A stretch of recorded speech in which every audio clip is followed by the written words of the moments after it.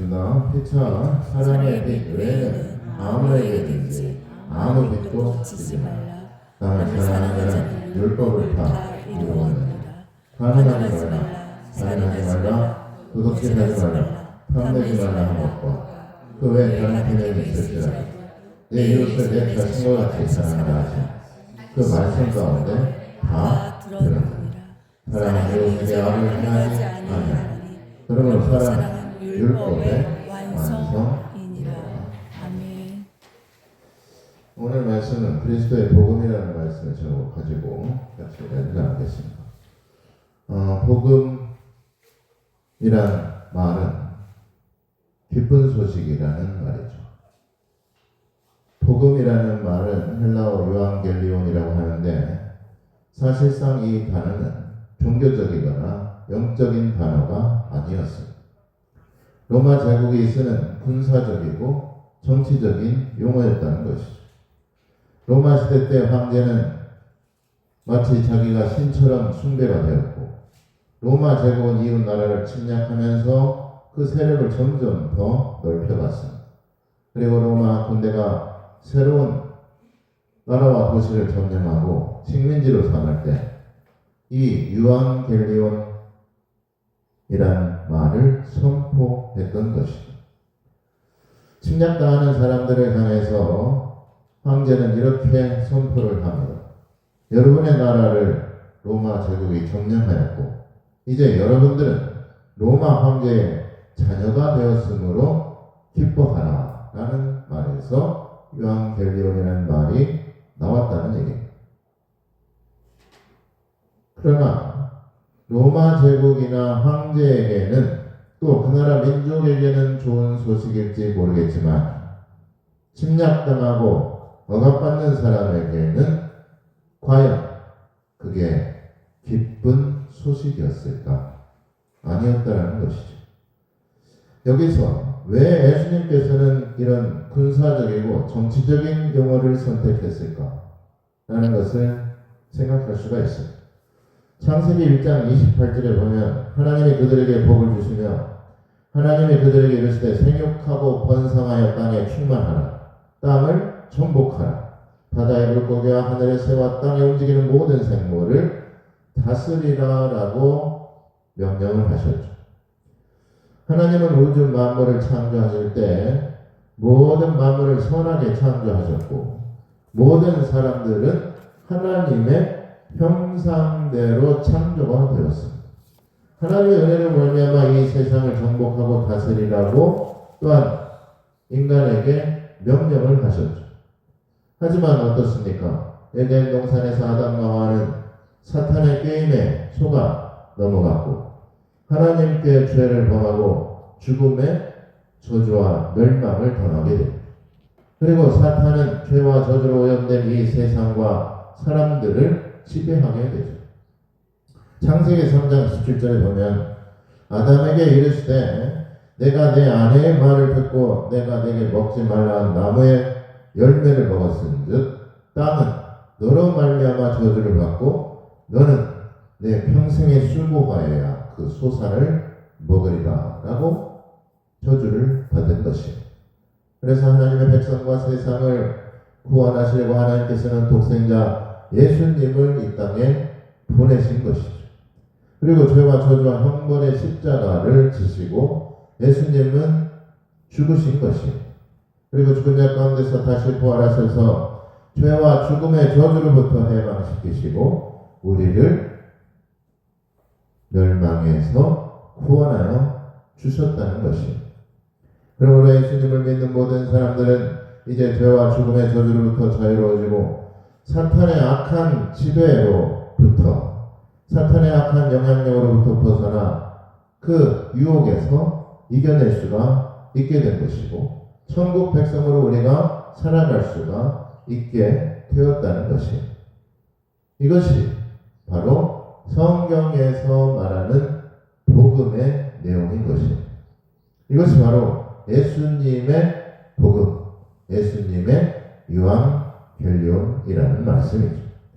다시 말해서 하나님의 형상으로 창조된 자녀들에게 주셨던 이 세상을 빼앗았을 뿐만 아니라 우리를 죄의 노예로 삼고 세상 권세 잡은 마귀와 귀신들을 향해서 선전포고를 한 것이 바로 유앙겔리온이라는 말. 그래서 군사적이고 정치적인 용어를 예수님께서 택하셨다는 얘기입니다. 그리스도의 복음이며 이것이 바로 기쁜 소식이라는 것을 재조명을 한 것이죠. 그리고 사람들에게 주님은 이렇게 말합니다. 회개하라. 천국이 가까이 왔노라.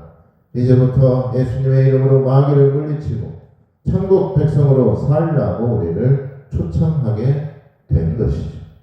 예수님을 믿는 사람들은 이제 마귀의 지배 아래 있는 것이 아니라 하나님의 형상을 회복하며 죄와 저주로부터 해방을 얻고 예수님의 천국 복음을 전파하며 죄로 물든 타락한 이 어두운 세상에서 빛과 소금으로 살라고 우리에게 명하신 것입니다. 그래서 어둠의 세력과 영적인 전쟁이 바로 유앙겔리온 복음의 진정한 의미라는 것입니다. 어둠의 세력, 영적인 전쟁을 통하여서 우리는 마귀에게 눌리고 지배당한 사람으로서가 아니라 하나님의 구원의 소식을 전하는 자로서 또 예수님의 복음을 전하는 제자로 살아가며 이 영적인 전쟁에서 승리하며 살아가야 된다는 것입니다. 예수님께서 말씀하시죠. 나는 세상을 이겼노라. 그러므로 그리스도의 복음의 메시지는 바로 승리의 기쁜 소식이며 구원의 선포라는 사실을 믿으시기 바랍니다. 복음은 그러므로 사랑입니다. 따라서 한번 해볼까요? 복음은 사랑입니다. 복음은 사랑입니다. 하나님의 사랑이 복음에 그대로 담겨져 있습니다. 또한 죽을 수밖에 없는 우리를 향한 사랑이 예수님의 복음에 여지없이 나타나 있는 것이죠. 하나님의 사랑은 과연 어떤 사랑일까요? 하나님은 우리를 사랑하시되 끝까지 사랑하시는 분이십니다. 하나님의 사랑에서 우리를 끊을 수 없다라고 사도 바울은 로마서 8장 32절 34절에 이렇게 말하고 있죠. 자기 아들을 아끼지 아니하시고 모든 사람을 위하여 내주시니가 어찌 그 아들과 함께 모든 것을 우리에게 주시지 아니하겠느냐. 누가 등이 하나님께서 택하신 자들을 고발하려 의롭다 하신 이는 하나님이시니 누가 그를 정죄하리요.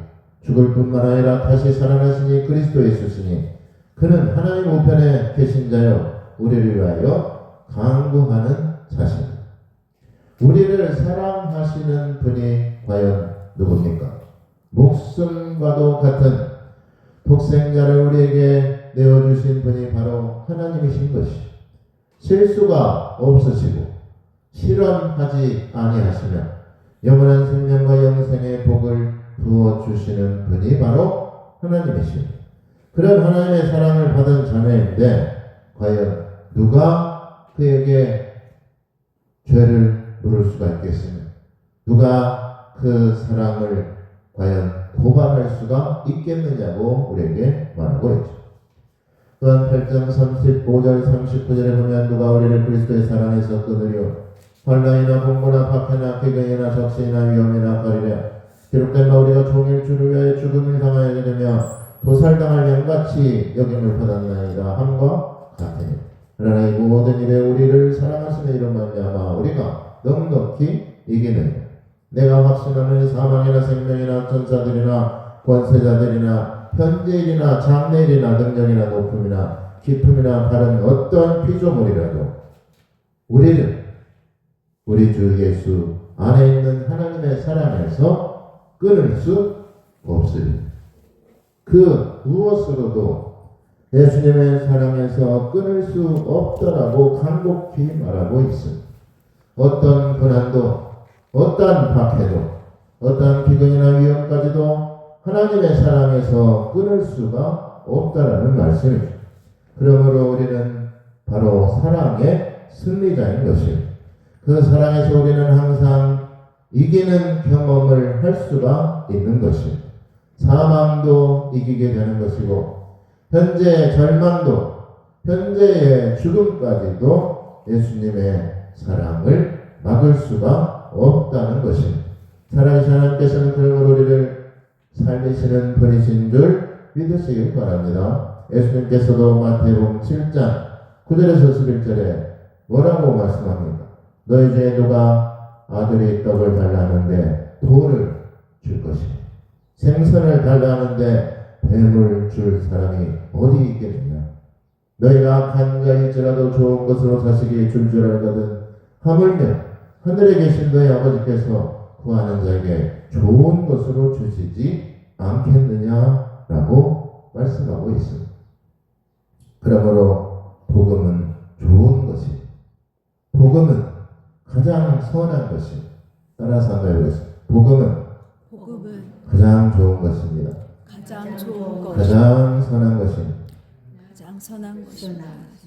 하나님께서 주시는 모든 것은 그러므로 선한 것이고 좋은 것인 줄 믿으시기 바랍니다. 아멘. 그러므로 하나님의 자녀는 어떻게 살아야 될까요? 선한 삶을 살아가야 됩니다. 서로 사랑하며 살아가야 됩니다. 로마서 13장 8절 오늘 말씀해 보니까 피차 사랑의 빛 외에는 아무에게도 아무 빛도 지지 말라. 남을 사랑하는 자는 뭐라고요? 율법을 다 이루었느냐. 또한 10절에 보니까 사랑은 이웃에게 악을 행하지 아니하나니 그러므로 사랑은 뭐예요? 율법의 완성이니라. 율법이 뭡니까? 하나님과 하나님의 백성과 맺은 계약이며 언약이죠. 그것보다도 더 중요한 것은 없습니다. 그러므로 사랑보다 중요한 것은 없다는 말입니다. 사랑하면 율법을 완성하는 것이다 라고 말하고 있죠. 하나님께서 우리를 사랑하는 것이 가장 그러므로 좋은 소식이고 가장 기쁜 소식인 줄 믿으시길 바랍니다. 하나님께 사랑받는 자녀는 그러므로 사랑의 빚진 자로서 살아가야 됩니다. 그 사랑의 빚을 갚으려면 어떻게 해야 될까요? 원수까지도 사랑하라 라고 예수님께서 말씀하시죠. 원수 갚는 것은 하나님께 있다고 할지라도 우리가 원수 갚으려고 하면 나를 위해 자신을 버리신 예수님의 사랑을 깨닫지 못하는 것이고 예수님의 사랑에 대한 배반인 것입니다. 예수님께서 분명히 원수까지도 사랑하라라고 말씀하고 있죠. 나를 구원하시기 위해서 십자가를 지신 예수님의 사랑을 우리가 안다면 그 십자가의 은혜를 아는 사람이라면 그 사람이라면 원수까지도 사랑해야 되는 것입니다. 그리고 사랑하기 위해서는 가장 먼저 우리는 용서해야 되는 것입니다. 용서 없는 사람은 진정한 사랑이 아니기 때문에 그렇습니다. 하나님의 한계 없는 사랑을 우리가 받았다면 죽음보다도 강한 예수님의 사랑을 받은 사람이라면 우리는 사랑하며 살아가야 되는 줄 믿으시기 바랍니다. 조건 없는 사랑을 받은 자녀라면 굳이 누구에게 배우지 않더라도 따로 연습하지 않더라도 사랑할 수가 있게 되는 것입니다. 이게 뭡니까? 내리사랑이라고 합니다. 자녀를 위해서라면 자신의 목숨까지도 아끼지 않는 그 부모님의 사랑 때문에 우리는 미움과 원함과 복수로부터 자유하게 되는 것입니다. 끝까지 사랑하시는 하나님 때문에 우리는 사랑하는 일에 지치지 않고 멈추지 않고 사랑할 수가 있다는 말씀입니다. 하나님의 사랑은 또한 어떤 사랑을 말합니까? 포기하지 않는 사랑을 말합니다. 원수들에게 둘러싸여 있어도 나를 고소하고 고발하고 정죄하는 자들이 있다고 하더라도 하나님께서는 그 사람에 대한 사랑을 포기하지 않는다는 말씀입니다. 최근에 아주 심금을 울렸던 드라마가 있죠. 폭삭 속았수다. 속았다는 말이 아니고 이 뜻은 수고하셨습니다. 수고 많으셨습니다. 라는 제주도 방언입니다. 사실 우리는 여기서 이런 말을 해요. 아주 명대사가 생각이 납니다. 부모는 미안한 것만 사무치고 자녀는 서운한 것만 사무친다. 저도 부모가 되어보니까 알겠어요. 왜 부모가 되어서 알 수가 있을까요? 정말 자녀들을 위해서 모든 것을 다 바쳤지만 자녀들은 그 은혜를 잘 깨닫지 못합니다. 부모가 되어서야 부모의 은혜와 사랑을 깨닫는 것이죠. 그 자녀가 또 부모가 되어서 받았던 사랑을 또 자녀에게 주는 것이 바로 내리사랑이라고 할 수가 있습니다. 부모의 사랑보다 더 큰 사랑이 과연 어디 있을까요? 또한 하나님의 사랑을 받고도 깨닫지 못하고 감사와 은혜를 모른다면 그 인생만큼 가엾고 불쌍한 인생은 또 없을 것입니다. 모든 것을 초월한 사랑을 받았음에도 그 하나님의 사랑을 모른다면 그 인생만큼 가난하고 천박한 인생은 또한 없을 것이라는 말씀이죠. 독일의 아주 유명한 휴머니스트, 문학가이자 시인 헤르만 헤세는 아주 이런 유명한 말을 했습니다. 내가 만약 사랑을 안다면 그건 바로 당신 때문일 겁니다. If I know what love is, it is because of you. 시작. 내가 만약 사랑을 안다면 그건 당신 때문일 겁니다. 내가 만약 원수를 사랑하는 사람이라면 그건 아마도 하나님의 사랑 때문일 것입니다. 원수까지 사랑하는 사랑을 아는 사람이라면 그건 분명히 하나님의 사랑을 아는 사람이기 때문이라는 것입니다. 원수까지 사랑하는 사랑을 아는 사람이라면 여지없이 하나님의 사랑을 실천하며 살아간다는 말씀입니다. 자신의 목숨까지도 십자가에 바치신 그 사랑 때문에 우리는 하나님의 은혜와 복을 누리며 살아가는 줄 믿으시기 바랍니다. 요한복음 13장 1절에 6월절에 예수께서 자기가 세상을 떠나 아버지께로 돌아가실 때가 이런 줄 아시고 세상에 있는 자기 사람들을 사랑하실 때 끝까지 사랑하시네. 끝까지 사랑하십니다. 영원히 사랑하신다는 뜻이죠. 그러고 보면 어떻습니까? 나를 끝까지 지켜주겠다던 부모도 먼저 떠나 나만을 사랑하겠다는 연인도 시간이 되면 변하고 나를 함께 하겠다는 동료도 때가 되면 다 떠나게 됩니다. 그러나 영원하신 하나님께서는 우리를 끝까지 사랑하여 주신다는 것이죠. 시간을 초월해서 세대를 넘어서서 과거, 현재, 미래에도 변함없이 우리를 사랑하신다는 말씀. 세상 사랑과는 비교할 수가 없습니다. 하나님의 사랑은 바로 끝까지 우리를 사랑하시는 영원한 사랑인 줄 믿으시기 바랍니다. 시간이 가고 세월이 흐른다고 할지라도 변함없이 우리를 사랑하신다는 말씀. 끝까지 사랑하는 것은 세월이 흘러서 모든 상황이 변한다 할지라도 전혀 개의치 않고 사랑하신다는 의지를 담고 있는 것입니다. 우리가 어떤 실수나 죄악을 범하더라도 예수님께서는 십자가의 사랑으로 모두를 용서하시고 모두를 사랑하신다는 말씀인 것입니다. 그러므로 우리는 되도록 사랑의 언어를 사용해야 됩니다. 그래서 이런 말이 있어요.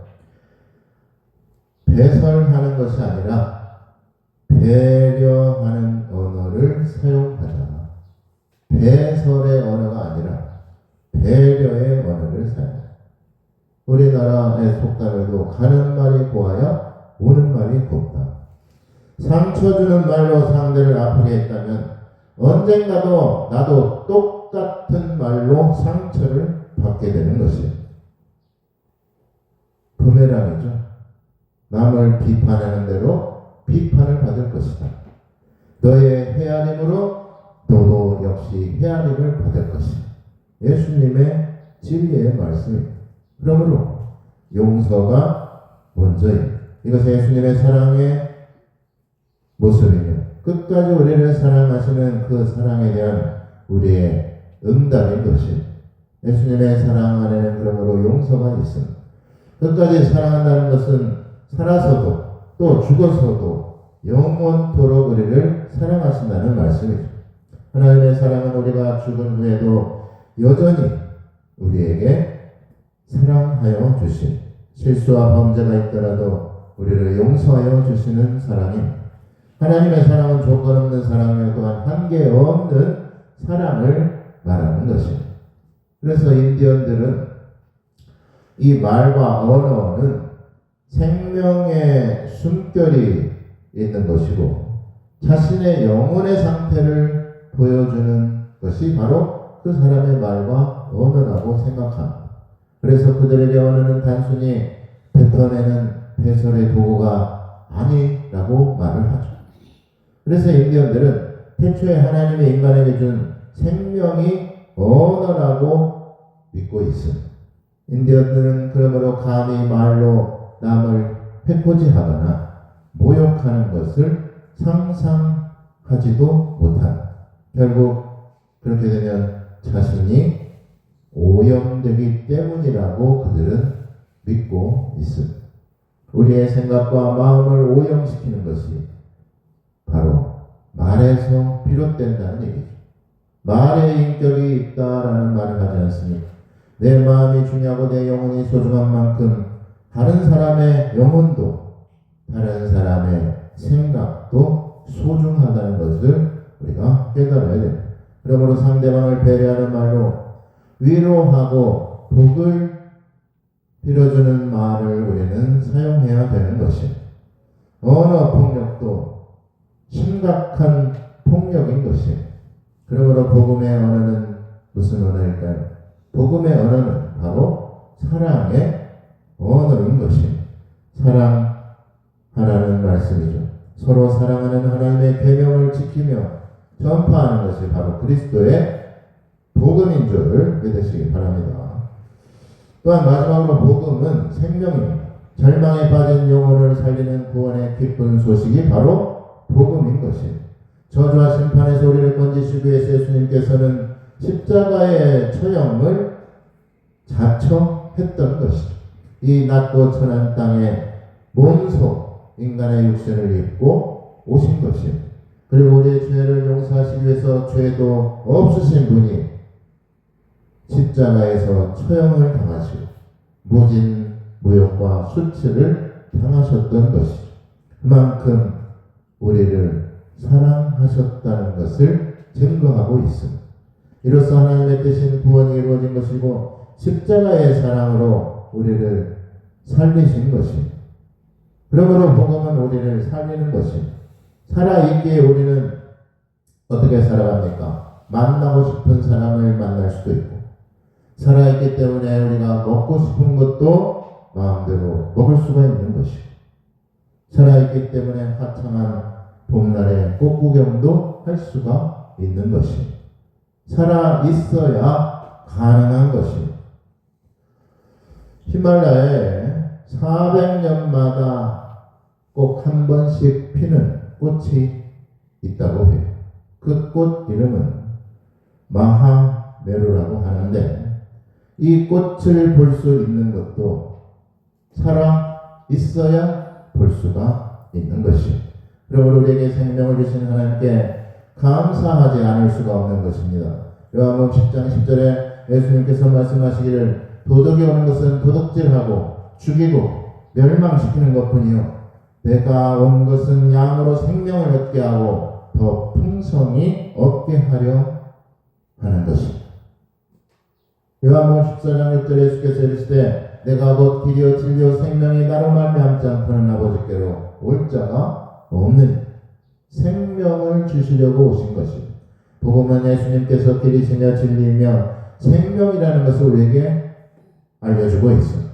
세상에서 어둠 속에 방황하며 어디로 가야 할지 갈 길 몰라 길을 잃고 헤매는 영혼들이 예수님의 복음을 듣고 회개하여 하나님의 자녀로 살아갈 수가 있는 것입니다.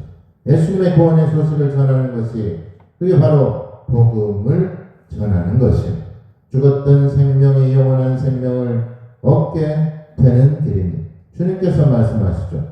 요한복음 11장 25절 26절에 예수께서 이르시되 나는 부활이요 생명이 나를 믿는 자는 죽어도 살겠고 나를 살아서 믿는 자는 영원히 죽지 아니하리라. 무엇을 우리는 믿고 있습니까? 무엇을 믿는가가 그러므로 중요한 것입니다. 생명을 주시는 하나님을 우리는 믿는 것입니다. 생명이 없는 우상을 믿거나 어둠과 절망의 세상을 믿는 것이 아니라 우리의 영혼을 살리시고 영원한 생명을 우리에게 주시는 하나님을 우리는 믿고 살아가고 있는 것입니다. 그리스도의 복음이 무엇입니까? 우리를 세상 끝날까지 사랑하신다는 것을 믿는 것이 바로 그리스도의 복음인 것입니다. 그리고 우리를 죽음과 저주와 심판에서 살리신 예수님을 끝까지 사랑하며 예수님을 끝까지 증거하며 우리가 하나님의 사랑의 빚진 자로서 서로 사랑하며 살아가는 것인 줄 믿으시기를 예수님의 이름으로 축원합니다. 기도하겠습니다.